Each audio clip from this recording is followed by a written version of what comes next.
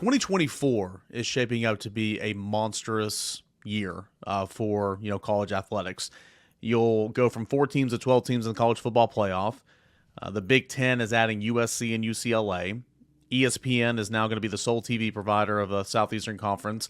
And now we know for sure that Texas and Oklahoma will be in conference for the 16-team SEC football season by 2024. We discussed kind of what scheduling model we would have in mind. On last week's podcast, it's going to be either a 1-7 with 8 conference games or a 3-6 with 9 conference games. But it looks like it's going to be a 9 conference game, so that 3-6 model. The question I have for you guys here today is, if you were making the decision, what 3 permanent opponents would it be for Tennessee? I think we can all agree that it would likely be Vanderbilt and Alabama, but that number 3 team is the one that's kind of up in the air right now. Austin Price, kind of what direction would you go in? Which would make the most sense? And do you think it'll happen that way in terms of that 3rd team you're going to say?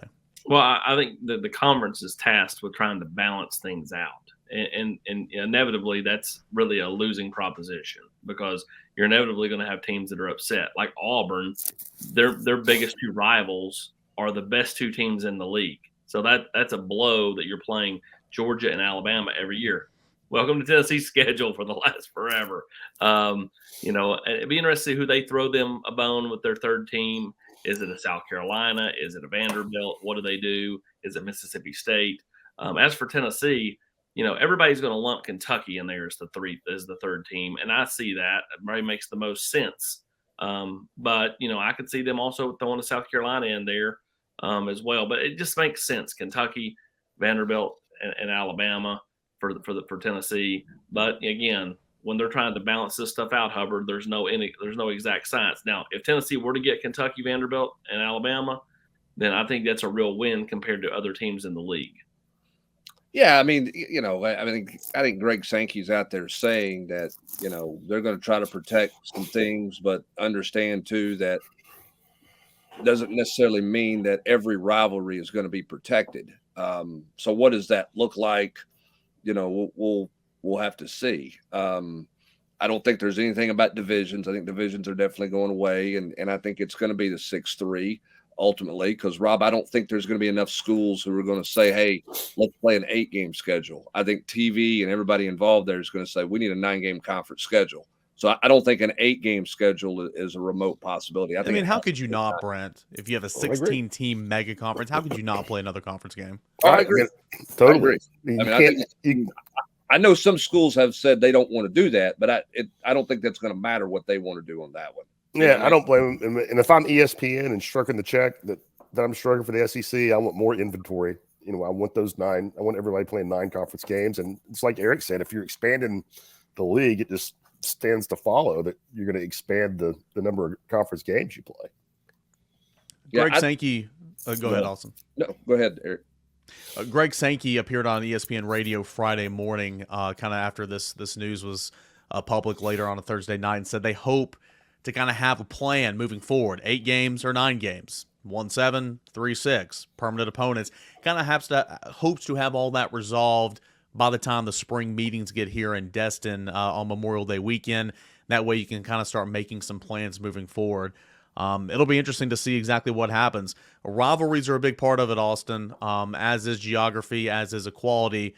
But at the end of the day, too, you're going to play every team in the SEC once every other year. So that's already improvement. If you're here for 4 years, if you're a student athlete, you will have gone and played in every single SEC stadium by the time you leave. I think that's incredible. That's awesome. But hopefully there'll be a direction by at least Memorial Day weekend. Yeah, and it would make sense. You've got to kind of get this over the next couple of months, and start moving in that direction. Again, I think it's a big win for Tennessee because you get Georgia off the schedule. They're the best team in the league right now. And you've had to play again the top 2 every year for the last several years. And so to be able to get them off, and you only play them every other year, you only go to Athens once every 4 years.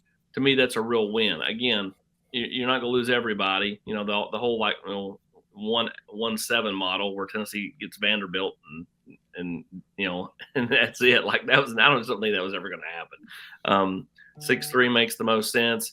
And again, what does Tennessee's look like? But I think that for some of these, league teams, it's going to be kind of interesting to see how it is spaced out because, what's Alabama look like? Tennessee, Auburn, and then who? Is it LSU? If that's the case, that's three pretty tough ones for Alabama. Nobody's going to be crying for the Tide, but like how does the conference try to balance the scheduling out? Because I think it's fascinating, because inevitably I think you're going to have a few people that are like, whoa, that's ridiculous. Here's the other question I got, Rob. How is this not basically already done? Like you knew these two teams were coming, whether it was 24 or 25. You knew this, so. I'm not saying it's some big conspiracy, but I don't know that there's going to be this big push through March and April. Maybe there is to finalize it, but should they not be a ways down the road? All of this stuff. I mean, they should, but I just think it's really contentious. I mean, I just think you got a bunch of, presidents and ADs and who are, scared that they're getting the short end of the stick and, really want to see it all late. I mean, I'm guessing. I mean, I'm speculating that, people want to make sure that they're not, the losers in all this. Like AP was talking about, what if Alabama, if you present Alabama, well, it's Auburn, Tennessee, and LSU. I'm going, whoa, no.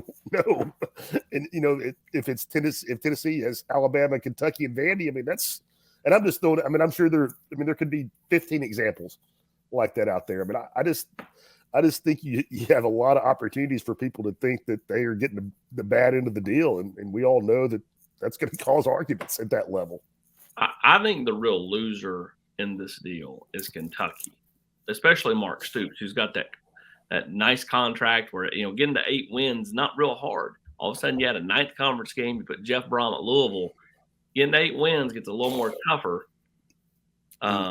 Maybe he's not going to Starkville every other year. For Stoops. Yeah, again, no doubt. I mean, and even then, you just add that extra conference game, and inevitably, I mean, I've seen, some of the mocks and stuff. I mean, like you start looking at it, even with Tennessee getting Kentucky, Vanderbilt, and Alabama, you start looking at who they're going to play on a year in, year out basis, and it's like, man, I mean, it's like A&M, Texas, yep. Oklahoma, and then on the other year you got Georgia, Florida, like LSU, like Auburn. I mean, like it'll be more exciting for fans. There'll be better road trips. There'll be more frequent road trips. But, the path for everybody will be way more difficult. And especially a team like Kentucky who, has, been feeling like they're on the fringe of getting to Atlanta. However, funny that is to some fans. Yeah, they better schedule Georgia Tech. Hey, Rob, do you remember, kind of on your point there, remember the 2020 season? And we were all just so happy to have football, first and foremost. Thankful for that, #blessed. But, I mean, that scheduling, that they had to redo the schedule and all that, and was it Arkansas that it was murderer's row? And it's like, how in the world is this fair? And then you see the powers that be protect Alabama and Georgia with that all-SEC schedule that season. Like, the uproar at that time, when we were just so happy to have football, it was just so minuscule compared to what this is going to be like written in stone, and this is going to be the thing moving forward. So I agree with you there. I mean, they're trying to just be, in my opinion, they're trying to be so precise and careful and trying to think this out through all avenues to try to make it equal for everybody. It's impossible. Yeah, it's not. I mean, it's not going to work. I mean, somebody is going to be mad, and you just have to. It's like, I mean, it's just the way it is. There's going to be a fan base mad. There's going to be a coach mad. There's going to be an AD mad. I mean, there's no way you can take this collection of teams and throw a schedule together and everybody's going to say, well, that's equal, fair, and balanced, because it's just somebody's going to have a beef with everything because their schedule is going to be, in their opinion, harder than somebody else's schedule. Now, I will say that. And they'll be right. Yeah, and they're right. And this league is cyclical. What you can't do is you can't look at it if you're the SEC and try to figure it out balanced right now. Because here's the thing. What does school X look like in 5 years? Yep. Okay, let's take Alabama, for example. What do they look like if Nick Saban's not their coach? Okay, I'm not saying Alabama can't win. Alabama fans, don't. That's not my point. But my point is you're going to be different, right? 5 years ago, 6 years ago, everybody was okay with Mark Richt on their schedule. Yeah, Georgia had a lot of talent, but they weren't Kirby Smart. They weren't that kind of program at that point. So you can't look at it short-sighted. You can't worry about the fair and the balance for what 24 looks like or 25 looks like.